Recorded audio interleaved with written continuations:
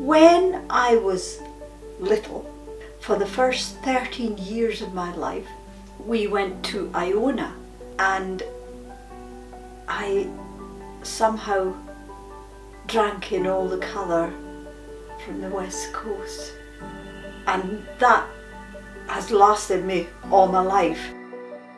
My name is Rosy Long, and I'm 71 years old, and I'm an artist.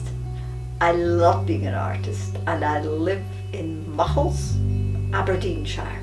I went to Gray's, having been advised against it by my art teacher, who didn't approve of such things.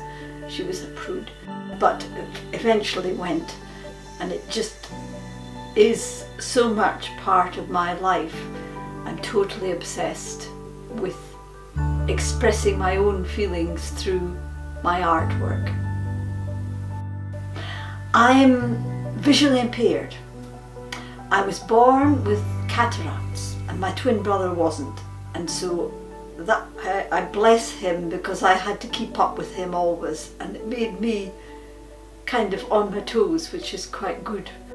So really I'm depending on one eye, which is how I see things a bit differently from the way most people see things. Whatever happens to me, I won't change as a person. So if I went blind, I would still create. I would do it in a different way, but I would create because that's what I'm about. And so I could live with it. What's important to me is not so much what I'm producing as why I'm doing it. Each piece of work has a story behind it, from my point of view. And people don't always see what my story was, but it's important to me because that's why I produce it. I don't produce it for other people. I produce it for myself. I produce it as a healing kind of thing that I need to work through. I'm so very interested in all the history and the myths and legends linked to Muckles, and so I like to include some of them in my work. I have evolved my own technique. I model with paper mâché.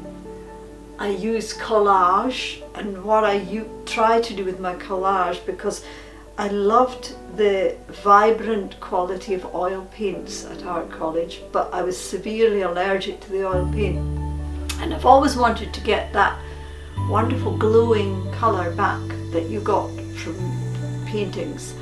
And so I use tissue paper. I make sure that the background before I apply the tissue paper is white, so that you get a glow coming through the tissue all through the work, and lots of layers of tissue paper rather than just one colour on top. I like to use little details that I would stick on, little birds there and little flowers that would be part of the collage. In a way, it's something intuitive that tells me what to do. I tend, when I'm working, to listen to a CD, and this stops me thinking too rationally, because I think your intuition is so important, and if you can listen to that, that'll tell you more a lot of times than something rational. I'll just go on creating and developing. I mean, something may suddenly happen and I may suddenly change what I do, the way I do it. I'll get an idea and that's it. Everything else, and I go off on that new tangent. But I'm very happy, settled with what I'm working with, and I'm very lucky to have different places where I can put my work for people to see, and that's what matters to me, just people looking at my work and enjoying it. Art is expressing beauty. That's just at the core of it. If you had to describe your work in one word, what word would you use? Rosy.